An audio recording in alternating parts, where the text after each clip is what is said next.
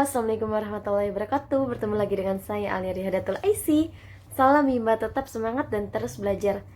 Halo, saya di sini akan menjawab pertanyaan dengan tema kurikulum Bimba di hari ke-13. Pertanyaan yang pertama, apa arti dari tanda panah yang terdapat pada bagan kurikulum Bimba?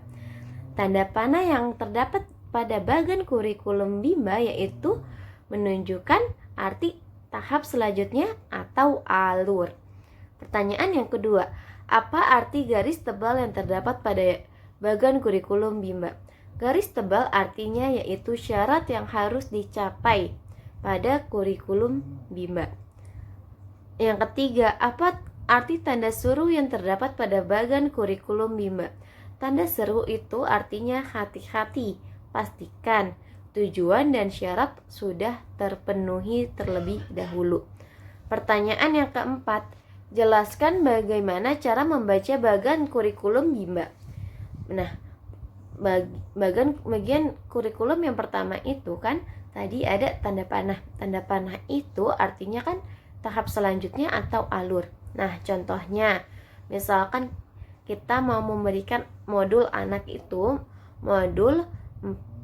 kita telah selesai nih modul 4 HFIK, maka kita bisa melanjutkan ke modul D4 HFIK dengan tujuannya si modul 4 HFIK ini sudah tercapai terlebih dahulu sebelum kita memberikan modul D4 HFIK.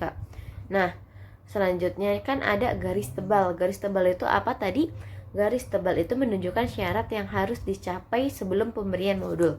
Contohnya ya, jika kita ingin memberikan modul D4 HVS, maka syaratnya itu tujuan dari 4 HVS dan D4 HVK harus sudah tercapai terlebih dahulu. Nah, selanjutnya itu ada tanda seru. Tanda seru itu tadi apa? Tanda seru yaitu simbol harus yang memiliki arti harus hati-hati. Pastikan tujuan dan syarat harus sudah terpenuhi terlebih dahulu. Nah, pertanyaan yang kelima, apa syarat HSAIUEO? Syarat HSAIUEO yaitu HVAIUEO. Yang keenam, apa syarat modul B1A? Syarat modul B1A yaitu modul HSAIUEO, modul HVBDGKMPSY, dan juga modul D4 HVK.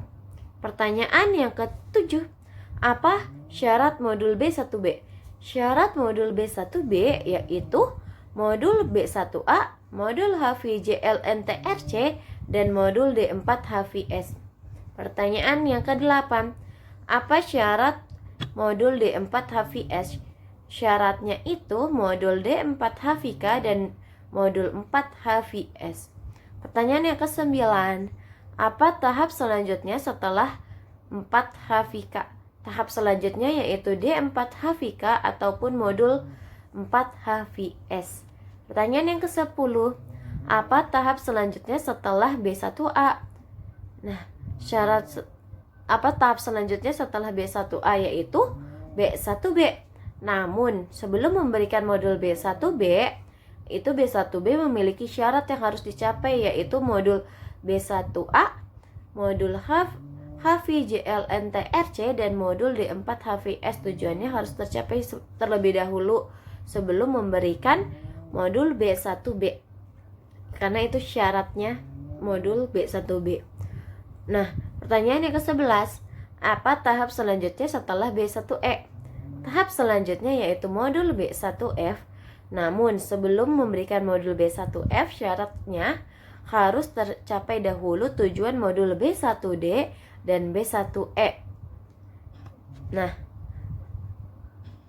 bisa juga kan tadi tahap selanjutnya setelah B1E tadi bisa juga B1F atau juga bisa pemberian modul B4. Nah, namun syarat sebelum diberikannya modul B4 yaitu syaratnya modul B2 dan B1E telah tercapai. Pertanyaan yang ke-12, apa tahap selanjutnya setelah B4? Tahap selanjutnya setelah B4 yaitu modul B5 yang memiliki syarat yaitu modul B4 dan modul B3 serta modul B1F yang tujuannya harus tercapai terlebih dahulu sebelum pemberian modul B5, karena itu syarat sebelum pemberian modul B5. Sekian jawaban dari saya. Wassalamualaikum warahmatullahi wabarakatuh.